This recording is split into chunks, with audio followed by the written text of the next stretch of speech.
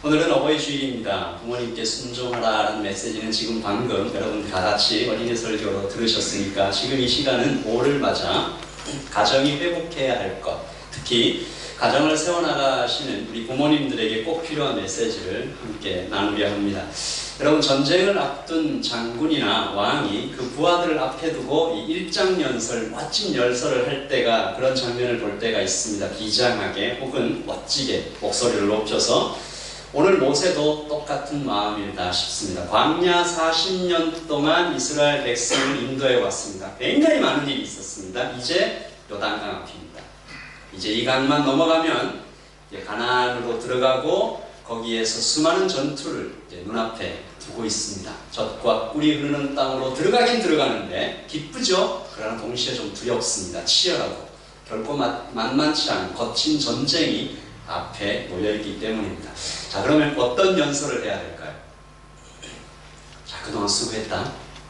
자, 이제 넘어가면 이런 전략으로 이렇게, 자, 여리고라는 성을 만날 텐데 이렇게 저렇게 우리가 정말 힘차게 온 마음을 합해서 한번 전쟁에서 이겨보자, 자신감을 가져라, 이런 식의 이번 전쟁의 전략은 뭐 이렇게 얘기할 수 있죠. 모두 중요합니다.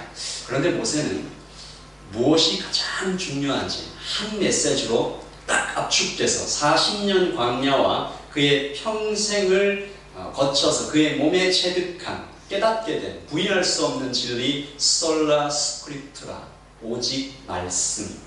치밀한 계획도, 방대한 조직도, 수많은 전쟁의 경험도, 우리의 많은 숫자도 이스라엘의 안전을 보장해 주지는 못한다.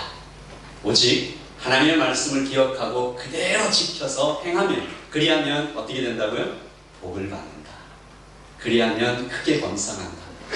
그리고 어쩌면 더 중요한, 그리고 더 심각한 메시지 하나, 시급한, 모세의 심장 속에 타들어가는 불길 같은 메시지 하나를 그 메시지와 동일하게 함께 전합니다. 저를 한번 따라해 주시겠습니까? 말씀을 전수하라. 한 번 더 하겠습니다. 말씀을 전수하라. 다음 세대에게 전하라는 얘기입니다. 6장 2절 같이 읽을게요.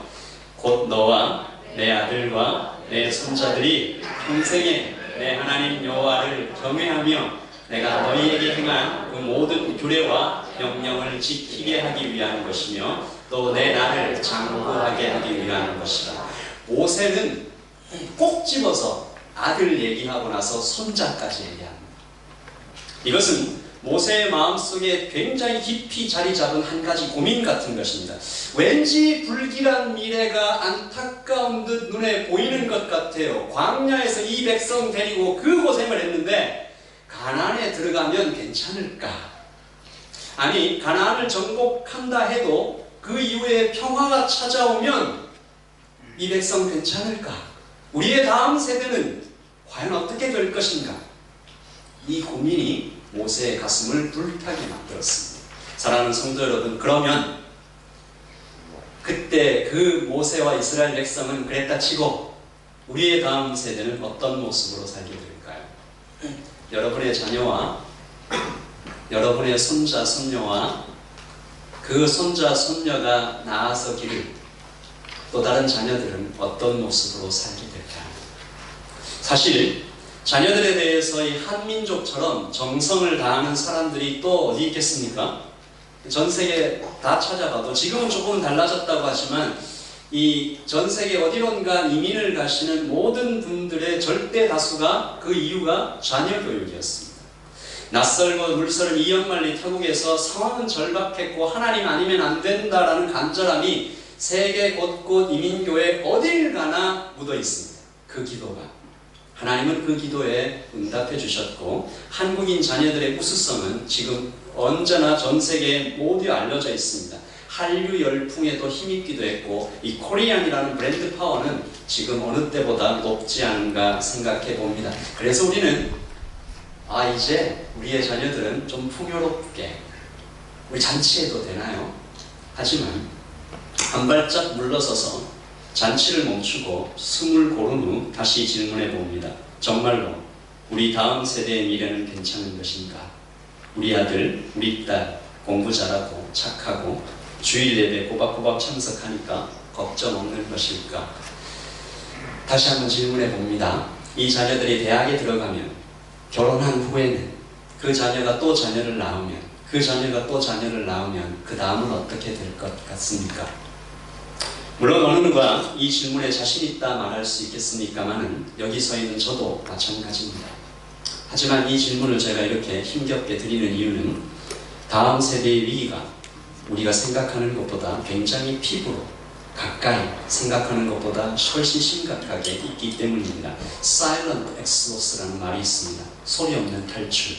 1996년 크리스천 투데이라는 신문에 헬렌 리라고 한국인 이민자가 발표한 저널에서 처음 사용된 말인데 Silent Exodus, 소리 없는 탈출. 한인 2세들이 한인교회를 다 떠나는 현상 가리키는 보편적인 표현입니다. 교회를 잘 다니던 우리 자녀들이 대학에 진학하거나 직장에 가면 다 교회를 떠나버린다는 거죠. 교회만 떠나고 혹은 뭐 지금 뉴질랜드 상황처럼 희귀교회 잘 다니면 괜찮아요. 그런데 신앙을 버리는 경우도 꽤나 많다는 것입니다. 우리 PPT를 한번 보실까요? 미국의 경우 고등학교 졸업 전후에 몇 %가 교회를 떠날까? 대학 졸업 후는 어떨까? 그리고 미국뿐만이 아니라 그 밑에 보시면 한국 합동 측 교회입니다. 몇 %의 교회에 주일학교가 없을까? 보십시오. 고등학교 졸업 전후에 70%가, 대학 졸업에 90%가, 그리고 한국의 상황에 합동 측에 몇 프로요? 48%의 교회에 주일학교가 없습니다. 매년 2만 명 이상의 교회를 떠나면 이게 벌써 7년 전 통계입니다. 여러분, 수직적 선교라는 말이 사용되고 있습니다. 이게 무슨 말이냐면 보통 우리가 선교라고 얘기할 때 세계 복음화를 통해서 여러 나라에 가는 것을 수평적 선교라고 얘기하면 부모에서 자녀로, 그 자녀에서 또 그 손자로 자자손손 대를 이어 신앙을 전수하는 것을 수직적 선교라고 얘기합니다. 왜 선교라는 말까지 나왔을까요? 문화가 다른 거예요. 언어가 다른 거예요. 생각이 완전히 다른 거예요. 그런 사람들에게 복음을 전하는 것을 선교라고 얘기합니다. 이미 다음 세대가 선교의 대상이 되었다라는 것을 선교학자들이 느낍니다. 다음 세대가 쓰는 언어와 부모 세대가 쓰는 언어가 얼마나 다를까? 몇 가지 예를 제가 좀 찾아봤는데요. 이게 벌써 또 10년 전, 20년 전 얘기예요. 저도 이제 시대에 많이 뒤떨어졌는 거죠. 그래도 한번 해보겠습니다. 새로 전화번에 봤어, 쩔어. 난 금사빠예야. 나 홍대 갔다가 레알 장미단추 봤어. 이거 해석이 되세요? 해석해 볼게요. 새로 전화번에 봤어? 너무 멋있더라. 난 금방 사랑에 빠질 것 같아. 두 번째, 난 홍대 갔다가 레알 진짜 멀리서 볼 때는 예쁜데 가까이 봐서는 완전 못생긴. 그러니까 장거리 미인, 단거리 춤추인. 그러니까 이 옆사람이 너도 마찬가지야. 조용히 해. 해석이 안 되는 거예요. 그 다음 건 더 어렵습니다. 사랑하는 사람이 이렇게 서로 바빠, 겁나 바빠. 밥은 나 밥 먹으러 가요. 아직 안 먹어, 맛있게. 이게 커뮤니케이션 되는 거죠. 이민사회는 여기에서 영어가 더 추가됩니다. 다음 세대는 그러므로 점점 부모 세대와 계속해서 멀어지고 있고, 그 부모 세대와 멀어지고 있는 그 틈에 악한 영이 틈을 타고 들어와 다음 세대의 영을 도둑질하고 있다. 그리고 이 땅의 미디어는 다음 세대, 우리의 자녀들을 제자화하고 있다는 것이죠. 포스타 강사이신 권상길 목사님께서 미국 이민교회의 현실이다, 피눈물이다라는 이름을 지어서 저희에게, 제가 포스타를 갔을 때 저에게 호소하신 적이 있어요. 미국의 상황입니다. 미국에서 이민자들이 쭉 갔어요. 영주권과 성공을 위해서 밤낮없이 뜁니다. 미국의 이민자들은 자녀들이 이렇게 얘기합니다. 공부해라. 영어가 중요하다. 미국 현지 교회에 나가는 것을 장려했고, 신앙교육은 좀 뒷전. 당연히 교회가 해줄 줄 알았고, 지금은 잠깐 방황하지만 언젠가는 돌아올 것이라는 거짓된 확신 속에 살아왔는데, 그러다 어느 날 정신을 차려보니까 참혹한 현실이 쫙 펼쳐집니다. 여러분, 오해는 하지 마십시오. 겉으로 볼 때 미국의 이민 2세들 굉장히 성장해 있습니다. 3자릿수, 4자릿수의 연봉을 받는 사람들도 많아요. 30대 초반에 집 사고 차 사고 10만 불, 20만 불대 연봉을 받으면 안 부럽지 않는 삶을 사는데, 아무도 그들에게 진짜로 중요한 것을 안 가르쳐줬어요. 어떻게 살 것인가? 돈을 벌긴 벌었는데 어떻게 쓸 것인가? 부모님들이 항상 대학에, 그리고 좋은 직장, 그 재테크, 주일은 교회, 그걸 다 이루고 나서 그 다음에는 뭘 해야 되지? 목표를 잃은 그들이 돈도 많고 시간도 좀 여유가 있으면 뭐 하겠습니까? 마약, 섹스, 도박. 미국의 다음 세대가 비참하게 무너지고 있음을 그 목사님이 호소하면서 뉴질랜드는 아직 늦지 않았습니다. 뉴질랜드의 목회자들이요, 미국에 있는 교민들의 피눈물 섞인 후회를 제발 반복하지 말아달라고 거듭 강조했던 것을 제가 아직도 기억하고 있습니다. 사랑하는 성도 여러분, 우리의 지금 이 예담교회가 이렇게 예배당을 가득 채우면서 예배 잘 드리고 있는데, 우리가 다음 세대를 잃어버리면 미래는 없습니다. 교회는 독립적으로 존재하지 않지요. 교회가 무너지면 가정도 무너지게 될 것입니다. 그 반대도 마찬가지죠. 거기에다가 저출산과 고령화의 위기도 숨가쁘게 빠른 속도로 다가오고 있습니다. 그러므로 오늘 신명기 속에 나타난 모세의 고민은 수천 년 전 그때만의 고민이 아니라, 이 말씀은 시간과 공간을 넘어서 지금 우리의 영혼을 흔들어 깨우는 하나님의 긴급한 메시지이기도 하다라는 것입니다. 그래서 우리는 어떻게 해야 될까? 어떻게 하면 다음 세대에게 바른 신앙을 물려줄까? 오늘 모세가 모압 평지에서 200만 유대 민족들에게 또 우리들에게 전한 메시지를 두 가지 정도로 좀 요약해 보겠습니다. 첫째, 같이 읽어보죠. 시작. 부모가 먼저 은혜 받으라. 한 번 더 읽겠습니다. 시작. 부모가 먼저 은혜 받으라. 많은 부모님들이 교회를 마치 믿음 학원 정도로 치부하시는 경향이 있습니다. 여러분, 우리 자녀들이 악기를 배울 때나 운동 배울 때 자녀들을 거기다 데려다 주고 또 시 끝마치면 데리고 오고 하시죠. 학원이 그렇습니다. 마치 그것처럼 교회도 아이들을 교회에다 데려다 주고 또 데리러 오면 그 정도면 뭐 나는 열심히 했다 라고 생각하는 부모님들이 꽤나 있습니다. 아닙니다, 여러분. 믿음과 신앙교육의 첫 번째 제1주체가 누굽니까? 믿음과 신앙교육의 제1유효 원인이 누구세요?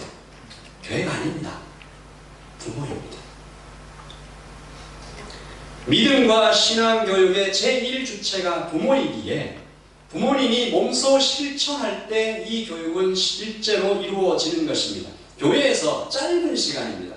그 짧은 시간 동안 우리 2세들이 무엇을 느끼고 얼마나 더 배울 수 있을까? 한계가 있다는 것이죠. 그래서 성경은 이렇게 말합니다. 같이 읽죠. 시작. 너는 마음을 다하고 뜻을 다하고 힘을 다하여 내 하나님 여호와를 사랑하라. 오늘 내가 내게 명하신 이 말씀을 너는 마음에 새기고. 현대인의 성경으로도 읽어봅니다. 시작. 그러므로 마음을 다 쏟고 정성을 다 기울이고 힘을 다 바쳐 여러분의 하나님 여호와를 사랑하십시오. 내가 오늘 여러분에게 명하는 주님의 말씀을 항상 마음에 품고 사십시오. 우리의 자녀들을 향하여 이 아이의 영혼이, 이 아이의 마음이 좀 그렇게 염려가 되실 때 우리가 가장 먼저 취해야 될 액션은 이겁니다. 마음을 다 쏟고 정성을 다 기울이고 힘을 다 바쳐서 하나님 여호와를 사랑하는 것입니다. 내가 하나님을 사랑하고 내가 주 안에 있고 그가 내 안에, 내가 그렇게 그 안에서 이렇게 풍성한 나눔을, 그래서 이 모세는 마음에 새기라. 누군가 이런 말을 합니다. 자녀들은 부모의 말이 아니라 행동을 보고 자란다. 아까도 잠깐 말씀드렸지만 신앙전수의 주체가 부모이다. 그 첫 번째 현장이 가정입니다. 가정에서 신앙전수가 일어나지 않으면 교회는 너무나 제한적이죠. 가정은 하나님을 경험하고 하나님에 대하여 배우는 최초의 교육기관, 인격의 열한 교육의 터전입니다. 부모는 가정에서, 같이 읽으십시다. 같이 저를 한번 따라해 주세요. 하나님이 살아계심을 삶으로 보여야 할 책임이 있습니다. 그러므로 마음에 새긴다는 말의 뜻은 항상 마음에 품고 살아라. 언제나 잊지 말아라. 그럴 때 일어나는 일들을 보고 자녀들이 배운다라는 건데요. 급할 때, 큰 위기에 빠졌을 때 훅 하고 나타나는 행동이 성경적이어야 한다는 것입니다. 흔들리지 않고 든든히 하나님 앞에 서서 오롯이 걸어간다라는 것이죠. 또 기쁠 때, 갑자기 많은 돈을 벌었을 때, 크게 성공했을 때, 그때도 하나님을 잊지 않는 모습을 우리 자녀들에게 내가 보여줄 수 있다는 것입니다. 자녀는 그런 부모님을 보면서 야, 내가 봐도 지금 우리 가정에 생긴 이 문제는 심각한 건데 우리 엄마는 저기 저 방에 가서 기도하네. 야, 우리 아빠는 우리 엄마 손을 잡고 우리 같이 손을 잡고 기도하자 하네. 우리 아빠의 주인은 하나님이시구나. 우리 엄마의 주인은 하나님이시구나. 우리 엄마의 중심에 하나님이 계시구나. 우리 엄마 아빠의 가슴 속에 있는 제일 깊은 곳에 있는 진짜 가치는 하나님이구나.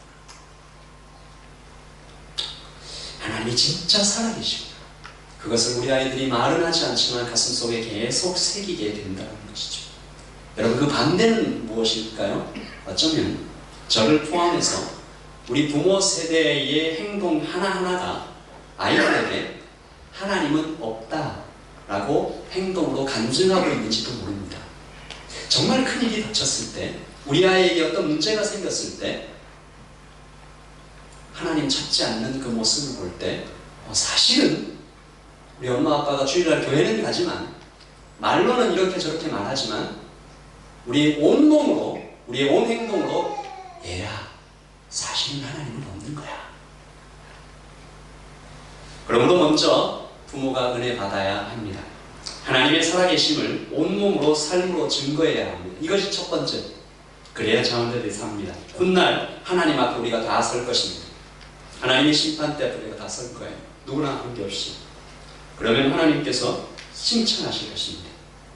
너는 사무엘을 길러낸 한나처럼, 모세를 길러낸 요게벳처럼 너 진짜 잘했다. 수고했다. 네가 한 세대를 살려냈다. 그렇게 칭찬받으시는 우리 성도님 되시기를 예수님의 이름으로 축복합니다. 아멘. 둘째, 같이 읽어줘. 시작. 자녀에게 가르쳐 지키게 하라. 말씀이 있습니다. 시작. 내 자녀에게 부지런히 가르치니 집에 앉았을 때든지 길을 갈 때든지 누워있을 때든지 일어날 때든지 말씀을 강론할 것이며 너는 또 그것을 내 손목에 메어 기호를 삼으며 내 미간에 붙여 표로 삼고 또 내 집 문설주와 바깥문에 기록할지니라. 아멘. 자녀가 있는 모든 현장에 이 신앙의 전수가 일어나야 한다. 이것을 그냥 단순히 우리 집에 모든 냉장고, 책상 이런 데다가 말씀을 다 붙여놓으면 되겠지, 이 정도 차원의 얘기가 아닙니다. 물론 그것이 좋은 일이죠. 그러나 자녀가 있는 모든 현장에서 어떻게 하면 신앙의 전수가 일어날까? 첫 번째는 가정. 그래서 가정의 모든 현장이 말씀으로 가득 찰 수 있도록 고민해 보아야 됩니다. 유대인의 신앙 교육의 두 가지라고 하더라고요. 식사 자리와 잘자리. 모든 식사 자리에 아버지가 기도하고 잠에서 깨고 잠에서 들 때 말씀을 읽고 암송하고 나누고 그 가정에서 그것이 일어나야 되고, 그러나 그것으로 충분치 않음을 우리는 합니다. 그리고 학교입니다. 좋은 선생님들이 많이 필요한 것입니다. 그래도 학교는 가장만큼 우리 자녀들이 시간을 많이 보내는 것입니다. 이곳에서 선교사의 마음으로 다음 세대를 양육해가는 하나님 나라의 선생님들이 많이 나타나야 함을 제가 절실하게 느낍니다.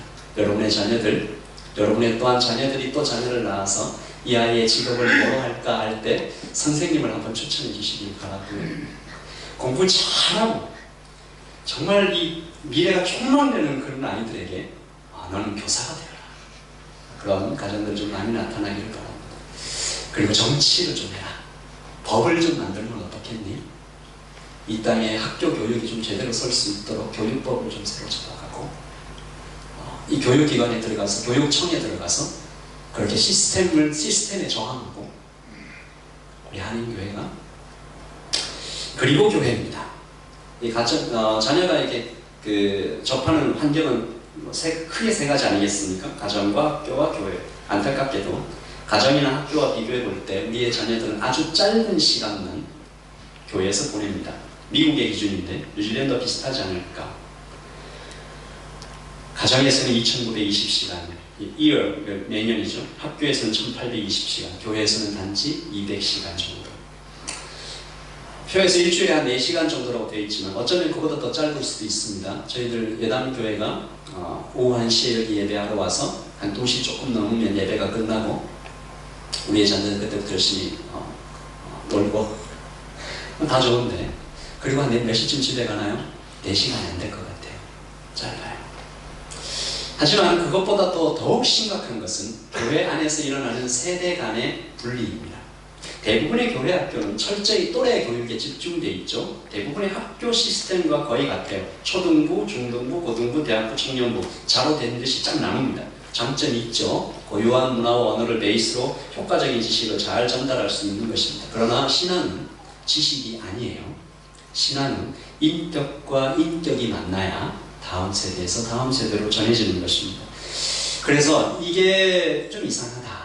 이 비판이 학교 교육에서 먼저 시작됐습니다. 어떤 분이 이런 책을 썼습니다. 왜 우리는 교육을 받을수록 멍청해지는가? 왜 우리는 교육을 받을수록 멍청해지는가? 교육은 바보 만들기인가? 뉴욕 공립학교에서 26년 동안 교사로 지낸 존 테일러 교사가 연설을 했는데, 이 책에 교사들의 7가지 죄 몇 가지만 소개해 볼게요. 학교는 아이들한테 교실에서 우열의 잣대로 피라미드 속 돌덩이처럼 자기 위치로 가도록 이렇게 길들인다. 빠져나오는 생각은 그냥 잘라버린다. 둘째, 스스로 뭘 할지 몰라 시키는 일만 하게 만든다. 다른 사람이 자신의 인생의 의미를 정해지도록 기다리게 한다. 우수한 학생이라는 말은 지시를 잘 따른다는 의미이다.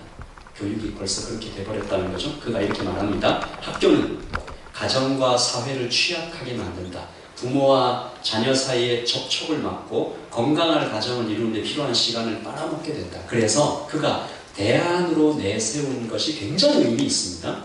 1629년 식민지 시대의 뉴 잉글랜드 세일럼 마을에서 청교도 교회가 학교를 운영했어요. 이 아이들이 교회가 학교를 운영하니까 가정과 교회와 학교가 마치 삼위일체처럼 한 마음으로 교육이 되는 거죠.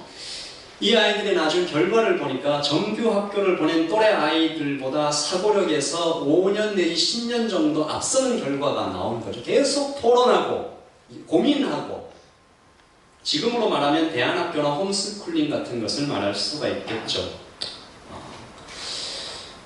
학교가 조금씩이지만 변하고 있을 때 교회도 함께 좀 변해야겠다.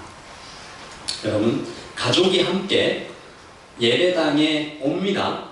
교회 문을 통과하면 이산가족처럼 뿔뿔이 흩어집니다. 유치부, 유년부, 중등부, 고등부, 청년부. 곧 다시 보자 안녕. 그리고 그곳에서 무슨 일이 생겨났는지 모른다. 그래도 좀 깨어있는 부모님은 예배 마치고 다시 돌아오면 오늘 뭐 배웠어? 라고 물어보고 이렇게 하지만 대부분의 부모님들은 그저 그렇게. 그러므로 소리 없는 탈출, 사일런트 엑소더스는 남의 얘기가 아닙니다. 제가 예전에 섬겼던 청년부에서 신입생 환영회를 매년 하는데, 고등부에서 예배 잘 드리고 심지어 리더도 섬겼던 아이들이 매년 20명에서 30명 정도 청년부에 올라오는데 너무 귀하죠. 1년 지나고 2년 지나면 몇 명 남아있을까요? 제가 한번 추적을 해본 적이 있어요. 3년 지나니까 5명 남더라고요. 다 떠났어. 다른 교회로 가서 신앙생활 잘하면 괜찮아요. 근데 그 중에 또 많은 사람들은 신앙을 떠난 경우가 있습니다. 어쩌면 우리 교회의 모습에 존 테일러 교사가 염려했던 모습, 신앙의 단절. 예담교회의 주일 풍경을 한번 생각해 봅니다. 참 감사한 것은 그래도 어느 정도 예담교회는 세대 간의 소통이 조금 이루어지고 있지 않은가. 처음부터 흩어지진 않죠. 우리 아이들도 여기 와서 같이 예배를 드립니다. 모든 세대가 한자리에 함께 예배를 드리죠. 주일학교 아이들이 공과 공부 액티비티 전에 그래도 말씀을 이렇게 듣고, 그리고 여기서 어른들이 어떻게 찬양하는지, 어른들이 나의 부모님, 나의 엄마 아빠가 어떤 태도로 예배하는지를 지켜볼 수 있는 기회가 있습니다. 그리고 어른들은 그것을 축복하는 마음으로 지켜보죠. 한 달에 한 번은 패밀리 서비스를 저희들이 하고 있고 다 함께 말씀 듣고 아이들은 부모님이 진지함으로 성찬식에 참여하는 것도 지켜봅니다. 오늘만 해도 중고등부와 청년들이 이렇게 선수 카네이션도 달아주고 어른들은 식사 준비로 하실 때 이렇게 테이블도 나누면서 청년들이 또한 아이들이 교육받을 때 그 뒷바라지를 좀 하시는 모습, 청년들은 예배가 다 끝나면 여기 본당을 정리하고 각자 맡은 모습을 하면서 조금 나아요.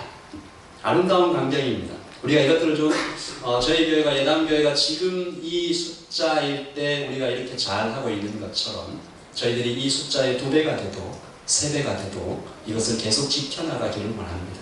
세대가 다 한 자리에서 부모와 아이가 함께 설교를 듣고 주일 저녁에 가정 예배를 드리면서 오늘 우리가 한 본문으로 말씀을 들었는데 어떻게 생각하냐? 특별히 오늘 같은 경우에 묻고 대답하는 가운데 신앙이 전수되고 가정이 하나 되고 아이들은 다음 세대의 리더로 우뚝 서가게 될 것입니다.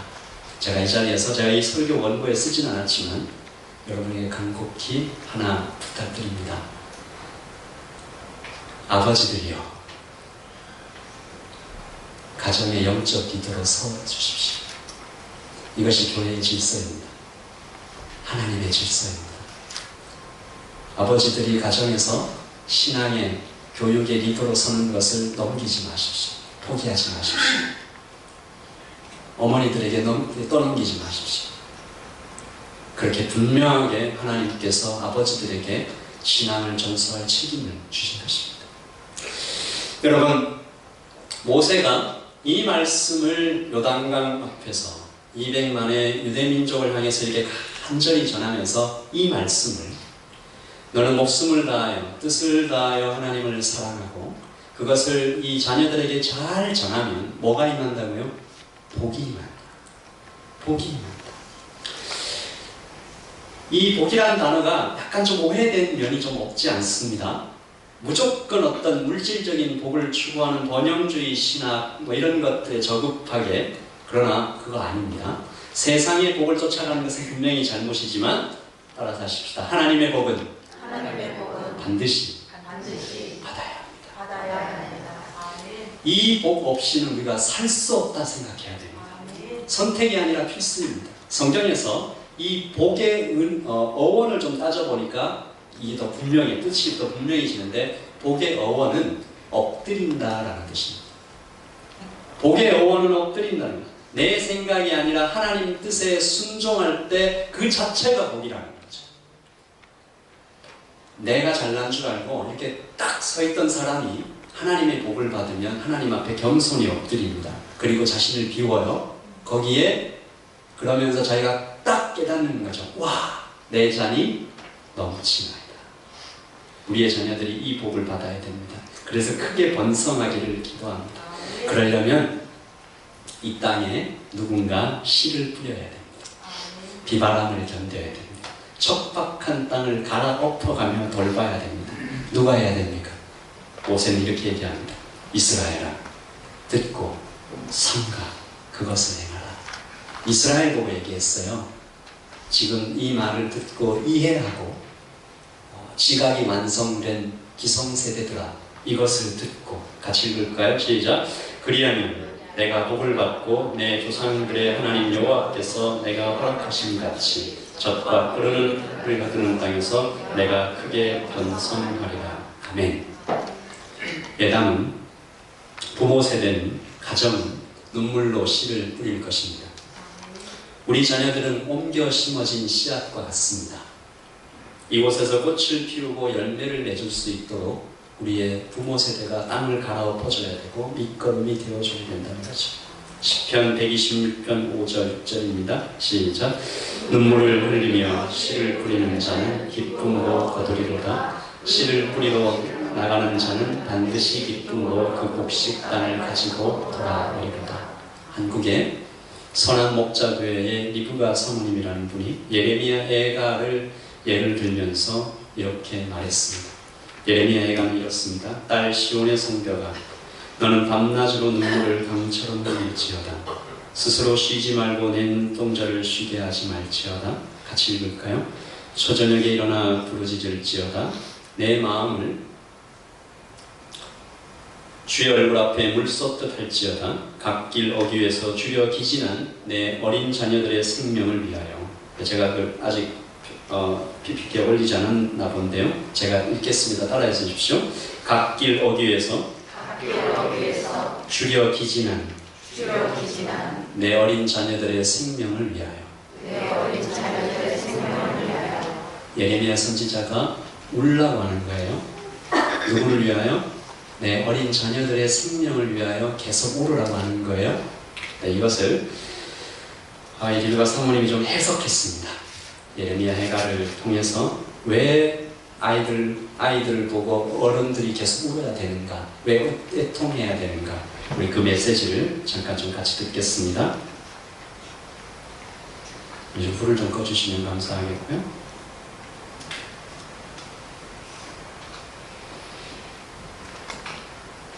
네, 그 다음 좀 넘겨주시겠어요? 자녀를 하나님께 영광을 돌리는 사람으로 키우는 거, 좋은 교육, 남부럽지 않은 환경을 열어주는 거가 아니고 나에게 허락하신 환경 속에서 어떻게 내가 하나님을 만나고 하나님을 나의 삶으로 증거하는지를 아이에게 보여줄 때 그 아이는 하나님의 영광을 경험하고 그런 삶을 살게 된다는 것입니다. 나라가 망해도요, 아직까지 소망이 끊어진 건 아니에요. 그런데 아이들에게 소망이 끊어지면, 사람이 끊어지면 그건 진짜 소망이 끊어진 거예요. 지금 모든 보이는 상황은 절망이어서 울라가 아니고, 모든 보이는 상황이 절망인데 그 중에 소망을 붙잡을 수 있는 건 다음 세대, 망해가는 나라의 다음 세대, 얘네들이 소망인 거예요. 그래서 예레미야는 이스라엘 백성들에게, 엄마들에게 울어. 초저녁부터 울어. 눈동자가 쉬지 못할 정도로 눈물을 흘려 계속 울어, 계속 울어, 계속 울어, 이렇게 말하는 거예요. 그래서 내 자녀들의 생명을 향하여, 주를 향하여 손을 들고, 그 아이들 이 전쟁 상황에서 주려 굶어 죽지 않도록 배 좀 채우도록 울며 기도해봐. 그게 아니고 이 아이들이 이 땅에 소망이, 망한 나라의 소망이 이 아이들이니까 울라고 말하는 것입니다. 교회도 마찬가지고 한국교회도 마찬가지고, 교회가 무너졌다, 한국교회가 어떻다, 썩었다 이렇게 하지만요, 교회 안에 한 사람 한 사람, 여기 있는 여러분 한 사람이 망하지 않고 그리스도 안에 살아있으면 한국교회는 소망이 있어요. 우리가 할 일은요, 눈물 붓고 기도하는 것밖에 없어요. 그저 울며 기도하라. 여호와의 긍휼하심에 의지하여, 여호와의 약속에 의지하여 울며 기도할 뿐밖에 없습니다. 내가 정말 성령께서 그렇게 하시니까, 말할 수 없는 탄식으로 내 안에서 중보하고 울고 계시니까 나도 울게 되는 것입니다. 여러분, 우리가 울릴 천지입니다. 주님의 마음에 들어가 보면 울지 않을 수가 없게 되는 거예요. 부모인 나의 믿음이 없고, 나의 완악함과 나의 어리석음 때문에 울 수밖에 없고, 아이들이 처한 이 시대 상황이 너무 미안해서, 결국은 어른들이 만들어 놓은 시대 상황 아니겠어요? 그게 너무 미안해서 울게 될 수밖에 없고, 정말 하나님 앞에 울지 않고 살 수가 없는 날들이 우리에게 있습니다. 울고 안 울고는요, 눈물이 많은 사람이라서 울고 눈물이 없는 사람이라서 안 우는 게 아니에요. 하나님의 마음이 부음받아요. 하나님을 보여주시는 게 보이면 울 수밖에 없습니다.